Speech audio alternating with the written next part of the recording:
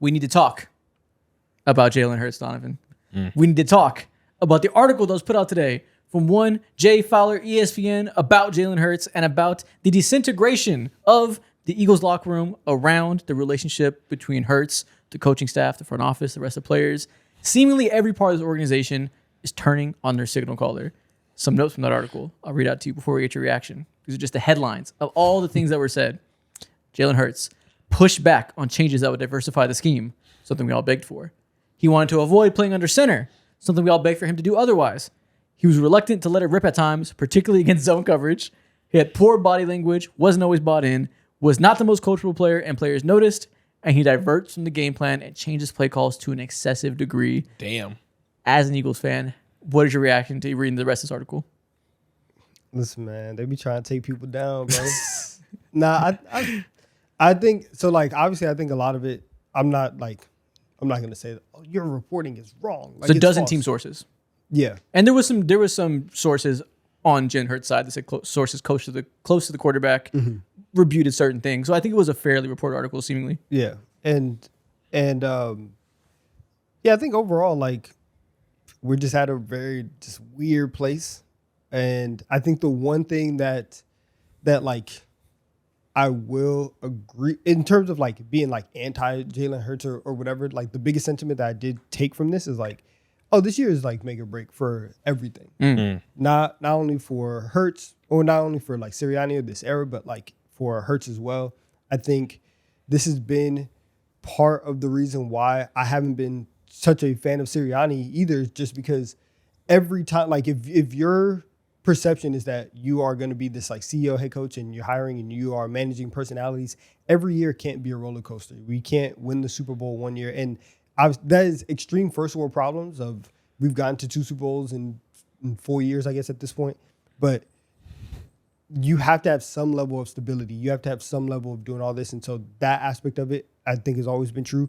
Now, I think that for Jalen Hurts, like, one, it definitely is like you have to step up and you have to respond. And that was something that was said in this article, which was that he has historically in his career always played better or responded when his back has been against the wall. And they reported that this year you can see his attitude come down a little bit and act as if there was like a load off of his shoulder. You can't act like that. So you can't do that. And that's why like this year definitely is like make or break. That was a nice, good, measured response from an Eagles fan who appreciates the article, hears the criticism, but has some modicum of defense left in him for Jalen Hurts, right? Has some reason in him to give him benefit of the doubt, say, let's see how this year plays out, et cetera, right? Because as a Jalen Hurts fan, as an Eagles fan, you're going to go towards the side of it's not all doom and gloom. We'll see what happens. As he should. As he should. As he has his right to be. Mm-hmm. I do not have such right. It's fucking over. Not only is it over, it confirms every single criticism that I and everybody else that doubts Jalen Hurts relative to how Eagles fans view him over the last 2 years, that people have pushed back on him being this top 10 quarterback after they won the championship, saying he like clear cut over player X and Y because of clear deficiencies in his game, right? Every argument you made on why he's flawed, why he's a problem last year, and not just fire Patullo and it's all fixed. Clearly, Jalen Hurts and his shortcomings played a part in that. Every single argument that I made over the course of this past year was mentioned in this article with team sources saying the exact same things. It is scathing. Mm-hmm. Yeah, and at this point in time, bro, like team sources is crazy as hell. We know who did this. It was Patul with the fucking trash dash, bro. At this point in time, like to go ahead and talk about all his deficiencies, like you're in those quarterback fucking rooms and meetings when it comes to like finding out or when it comes to doing out all his fucking deficiencies, bro. And right now, like, how do you with all the adversity happening? Of course, like your roster's been bleeding constantly. The whole AJ Brown thing is a debacle on its fucking own. I just saw a clip not that long ago where their owner's like, we'll see where the road takes us when it comes to that shit too. What is going right in Philly? And what do you do about all this? Because like I said, everything that we said about him to doubt his abilities is mentioned. They said that last play of the season in which they ran 4 verts with the game on the line, they essentially blamed it on Jalen Hurts that they ran that play. They said Patullo and Sirianni and Hurts all looked at each other and said, take a pause. You got to think quickly. Last play of the game. Said, Jalen, what are you comfortable with? And he responded, fuck with 4 verts. And they said, let's run it. And the players are like, how are we running 4 verts? Team source said, quote, I was like, oh my God, this is not happening. We can't run 4 verts. They blamed that on Jalen. They also said that that some people said there was one report saying that he called for the play. There was another one saying that he was just responding to the options that were given to him. That doesn't make it. I saw that they had to put it in there to give Jalen Hurts, his side of the story. That makes no difference to me. If they said, what do you want to do? And his response to the question is, I feel good with 4 verts. That makes no difference to me if he said that versus demanding it. In that situation, that is the same thing. I appreciate the reporting. I appreciate giving Jalen Hurts the out there. That is the same exact thing. So in that regard, I'm not giving it out there. Some of them we'll get to. Maybe there's some outs. Okay. On that one, that is a clear limitation of him. Would you agree? I do agree, but I think the reason why I am just we'll see what happens is because of all the stuff that they said. I do think one, this is back-to-back off seasons, and where I think that it is very clear that some change is going to happen is that this is back-to-back off seasons of a hit piece being sent out on the coach last off season and a hit piece on the quarterback being sent out this season. They do not rock with each other. Yeah. They do not. And from everything that you have, from the 2 pieces, the one that was put out before the season last year and the one that was put out now, the one thing that you can 100% see and get the vibe of is Jalen Hurts doesn't respect Nick Sirianni. And vice versa. And their relationship is not as good as you would think that it needs to be. And the idea that that Jalen Hurts is going in and changing plays to an excessive degree, that is something that has happened in key situations. In 2023, it happened in situations last year, and it probably happens because Jalen Hurts does not feel the same way. He does not feel confidence in the things that the coaching staff is doing. Because he doesn't feel confidence in the coaching staff and things they're calling for him, so he calls his own plays. The coaching staff responds in this and says he doesn't want to play under center. He doesn't want to throw in the middle of the field. He doesn't want to do motion under Kellen Moore. They said he had pushback to running motion and said that he would try it and he would listen to his coach. But the second it didn't work immediately, he got lack of patience and called different plays and pushed back. But eventually he found a middle ground, but at first wasn't rocking with something making him uncomfortable. All this points to the fact that everything that we've said about him, that he's a flawed quarterback that refuses to access the middle of the field, refuses to run under center because he doesn't like to turn his back to the defense and turn around and read it quick enough, a high-level skill necessary from high-level quarterbacks, and that he flees the pocket too fast under pressure. All these criticisms of his game directly translate to the way he's behaving and the things that he's wanting. He understands the limitations, which is not a bad thing inherently, right? He understands that he's not good at these things just like we do. He understands he's a good deep ball specialist, understands he's good and provides value establishing the run under center from read options, things like that, right? He's as self-aware about himself as we are as critics of him. Coaching staff is as well. It sounds like Jalen Hurts doesn't like the reality that comes with that. And with being limited, probably. And one of the things that that I did feel and I did say throughout the year is, and it goes more than just the scheme with Patullo, and Patullo specifically is, if you're going to be a good coach, you can't just let people just do whatever. Part of coaching is pushing people to uncomfortable parts of their game. And which is that part of the article. He said apparently they said Jalen Hurts doesn't like being pushed. Now, this is part of the reason again why we are not going to go back to the respect for Sirianni. Okay. Even though that he had pushback, because it may not be something that he is the most comfortable doing, right? Everybody has strength, everybody has flaws, everybody likes to be in a certain, comfort zone. That's fine.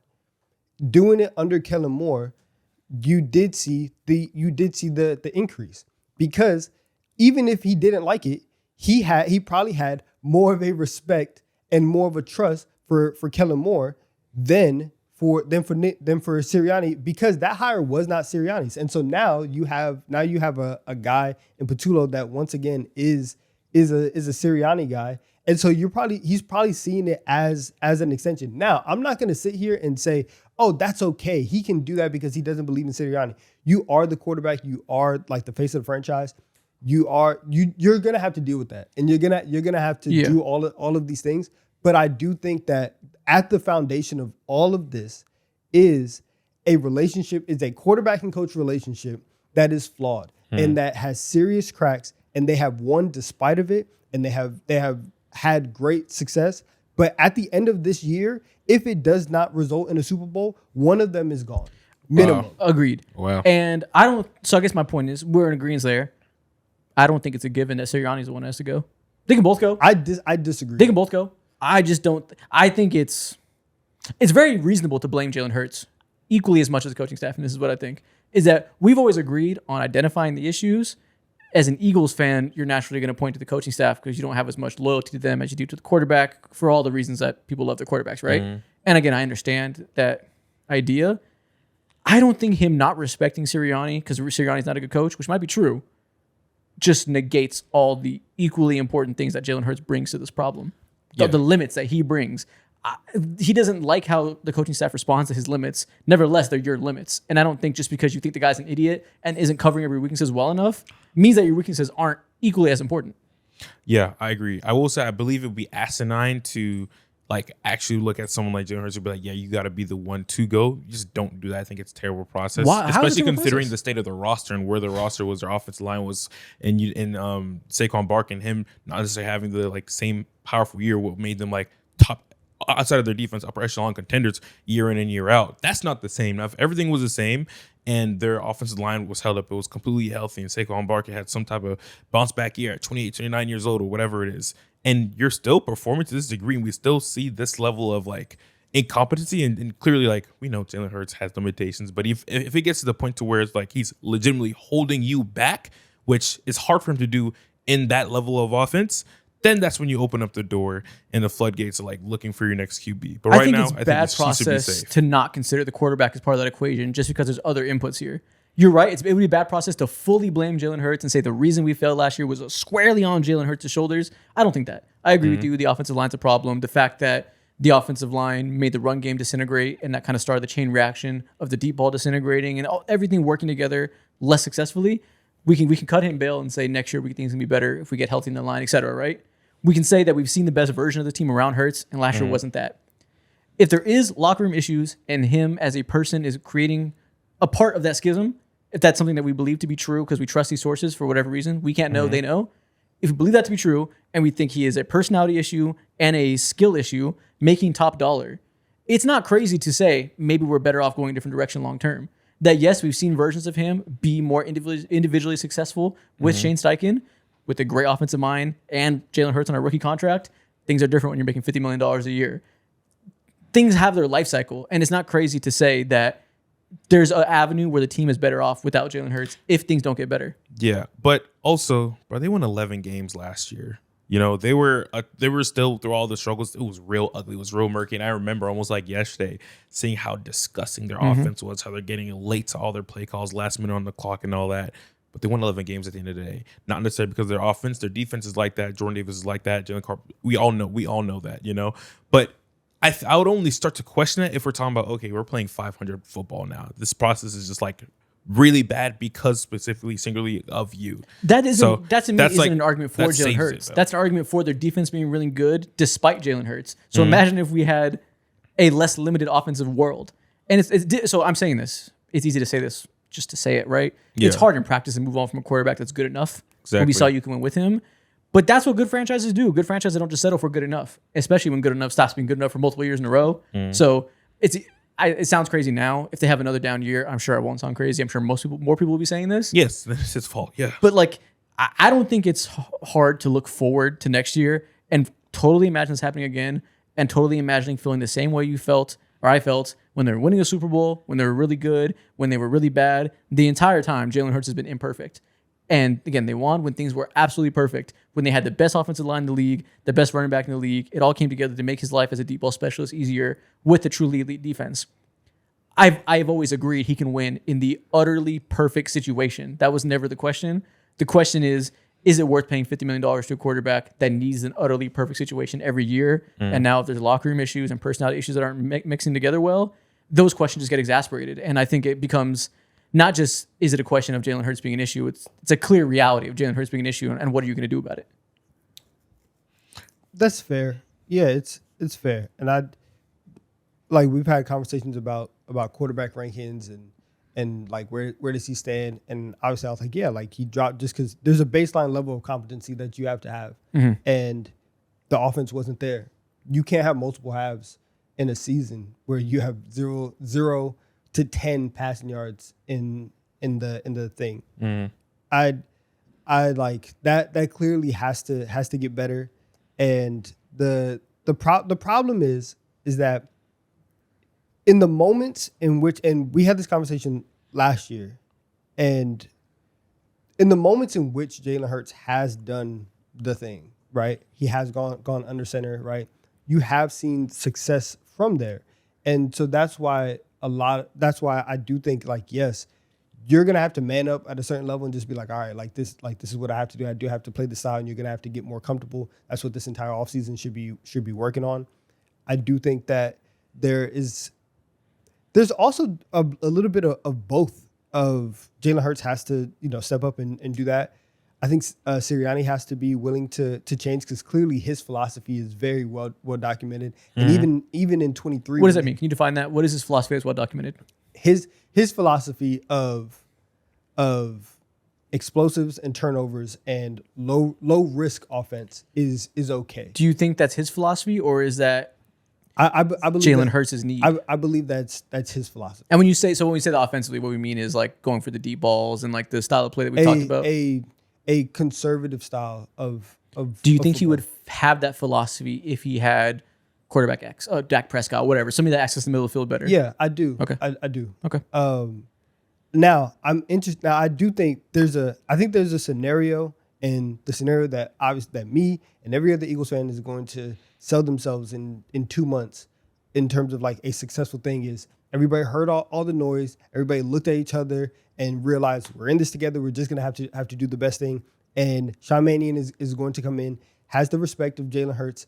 They're going to be able to change the offense enough to do all of that. I also the thing that is like going to be interesting. I obviously, like, I want the offense to be great. I'm very curious to see what the run game looks like, because in the article they were talking about how there is a disconnect about how the pass game doesn't lead into the run game, and they don't play off of each other. And for the last 4 years, the Eagles have been very much a shotgun running team. We're going to run inside zone and we're going to run read option. That's all we're going to do. They have Jeff Stoutland is not going to be there in like the same capacity that he has been. He was the run game coordinator. We kind of saw in the second half of the year, they did go to more under center runs. If he's not there, and you like, there's so many new minds that there is a world where I think that they can get to this like quote unquote idealized version of the offense, or some at least just more modern version of the offense. That's what I'm just at this point gonna hold on to in terms of my hope. But I think for Hurts, definitely just whatever issue that he has with Sirianni, I think that is the number one thing that you have to put your finger on, because all the other stuff, Jalen Hurts is in year whatever. Yeah. He likes what he likes in terms of offense. He's going to be who he's going to be. He knows how he wants to play. If you have a mental block that you don't like the coach, you're just going to have to get over that, and we're going to have to try and play some reasonable football here. That's my point, too. That's my final point. We're in agreement about all the issues. It's just a matter of how you perceive it relative to Hurts and relative to what that means about him, right? I just think that winning cures all, of course, and he has a Super Bowl, and he played extremely well to get that Super Bowl. So you can't take that away from him. I won't pretend that he didn't rise to the moment, right? Think about, so he ranks mid-tier quarterback-wise. Let's say he's the 16th, 15th best quarterback, whatever. Sure. If this was Bo Nix saying all these same things, and if it was Bo Nix having the same reported personality issues that people are not okay with in the locker room, and Bo Nix was solely responsible for certain limitations on the offense, and it solely traces back to exactly his flaws that we all perceive, and we get reported evidence that those flaws are not only because of him, but because of his own preference, and then he doesn't respect his coach enough to listen to coaching otherwise, you would say, who the fuck are you for us to care about whether or not you respect your coach? Well, Listen to him, right? There's so many different factors of like one and the reason why for Hurts, and I feel like I've been very clear about like his like winning bias versus everybody else is just because the amount of winning that has happened with Hurts and the Eagles is much different than the amount of winning that has happened for other any people. other example. Yeah. So he gets that plus more than anybody else because of that. Yeah. 2, if Bo Nix was saying, "Oh, I don't respect you," to Sean Payton, then it's like, okay, who are you? If you're doing it to Nick Sirianni, who in each of the last 3 years, as soon as the season ends, there has been serious question about should you be the coach. Midway through the season, in each of the last 3 years, there has been serious question to say, should you be the coach? Okay, so it comes down to the fact that you agree and also don't respect Nick Sirianni, so it's more understandable. It's understandable why he doesn't respect Nick Sirianni, and there is a small detail in this of like he comes from this like his father's a coach. He played under Saban. Like he has this probably vision of like what a head coach. If we're really gonna like sit here and do armchair psychology and all this stuff, like we can do that. Of while he's coming up and doing all this, he has the example of what a head coach should be like in Nick Saban. And Nick Sirianni is the complete opposite of Nick Saban. And so to come into this situation and be like, oh, this guy's my head coach? Nah, I'm not rocking with that. Okay. And so now, that is a problem. You do just have to get over that. And I can understand that. You do just have to get over that. End of the day, if it comes down to the fact that Sirianni isn't good enough and you understand that you also think he's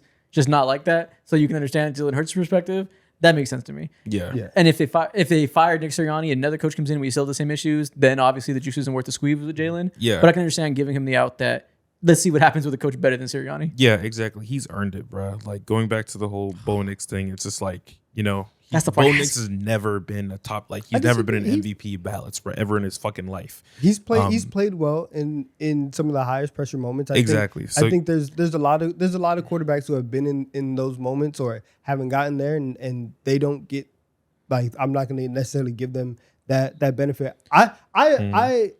I will, like, I agree with you on all of the limitations that you say that we've identified that Hurts has.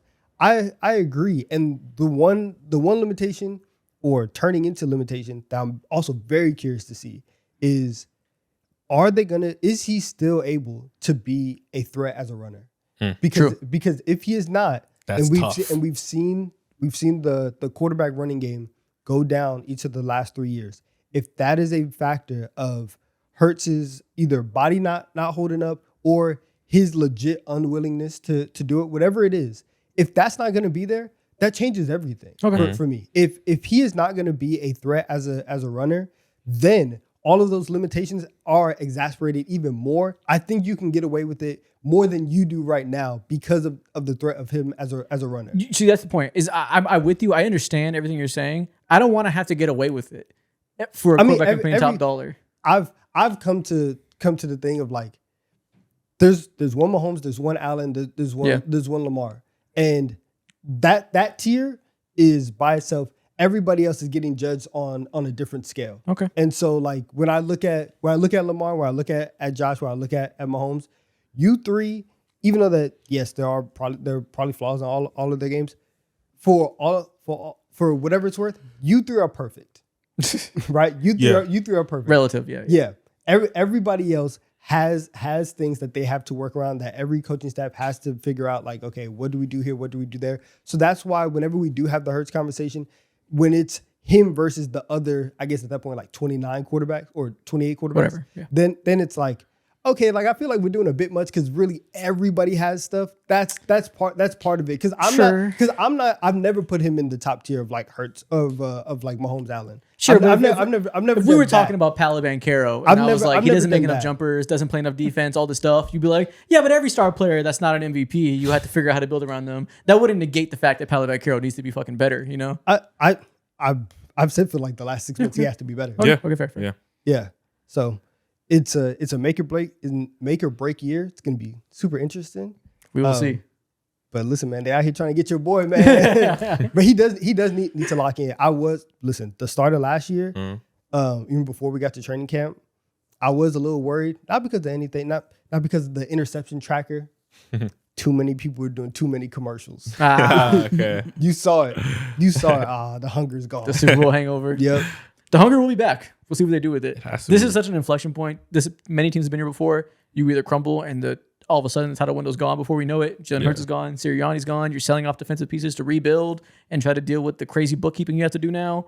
Or maybe Sirianni's gone. New coach comes in next year or after this coming year because Sirianni's not getting fired yet. Yeah. And you have a new window and you have a whole second era of this title window. Who knows? It'll be such like the most disgusting blight on any quarterback in history that's ever been on Jalen Hurts' level to like have all this in play for you. And the second that things are not perfect, which we know what type of quarterback he is, you just aren't like worth top dollar anymore when things aren't there. And That's the thing. I agree with you. That also is very much the case as well. But going back to what you said, like, can you show us other signs of life to actually like help elevate your game and the deficiencies that you have, which is going back to the running? If that's the case, then it's like, okay, now we can talk about allocating that $50 million contract other places and seeing if you can find like a bridge quarterback who can keep things stable until you find the next guy who's going to take the throne. And that's the thing. You said it would be such a blight for a quarterback at his level to have that realization, right? I don't think it's that much of a blight. I think it's just who he is. And For fandom, and there's I think it's a blight. Exactly. Yeah. I think we treat him with kid gloves and we elevate him to a level as if he's above needing the perfect situation, and he just never has been. That he's just always been this middle tier guy that gets elevated because he's on a winning team with a great defense and he's an Eagle and everything, all the fanfare that comes with that. When we never should have built him up to this level that it's surprising that he needs a perfect spot. He's always been this mid quarterback. You say, and I'm not gonna let you get this off of like, oh, we say it like because he's an Eagle. Nobody likes the Eagles like that. Well, like the Eagles fans, you know what I'm saying? Like everybody for years, especially pre-2017, like the Eagles were this like they were this like disappointing franchise that could get almost to the play. They essentially the Vikings. Yeah. And then you actually start winning stuff. And well, what I mean by that is the team is so successful now for many reasons, right? Amazing GM, amazing defense, amazing offense around Jalen Hurts. Like he's parallel to all these amazingly successful team building things that he succeeds with it. And I think some people, mainly Eagles fans, treat it like he's the one dragging the ship, and like that kind of like brings him up in these conversations, like I've been saying. And that's what I mean by the Eagles bias. That like everything they've touched in the last 6 years has turned to gold because they've been so great in so many areas that just contributes to him being given the expectations of being better than he is. When if we treated him as he actually is as a player, none of this would be that big a story because we would just say, you won the perfect scenario, but it's hard to win every year when you had to have the perfect scenario. And it just would be what it is, When the team crumbles around Baker Mayfield, we don't say, oh my God, this huge thing, we need to make this big article about it because this superstar quarterback is failing. We say, no, Baker Mayfield is being Baker Mayfield. And you can win, but you're not guaranteed every year. There's a lot of other factors in there. One thing too is like, hey man, I'm sorry, AJ, you can't go. You too volatile right now. You're gonna make the block too hot. They said, listen, this thing is holding on by a thread. You have scissors. You are trying to cut it. I'm sorry, you gotta go. Fair. So yeah, honestly, after reading this, I was like, yeah, Gotta keep him. Yeah. he might not be here. He might not be, because they might understand that this thing could go south very, very quickly, and that like AJ Brown just giving a week 1 press conference. He might not even be super loud or anything. He's just gonna be super quiet and nonchalant and just be, yep. It is what it is. Like that would crazy. set things into crazy motion. Thank you, Jalen Hurts. Thank you, the Eagles, for giving us something to talk about in the offseason, to give us 30 minutes to dissect the mental makeup of your quarterback. We all need content this time of year. You've given it to us today. Thank you. Appreciate you, gang.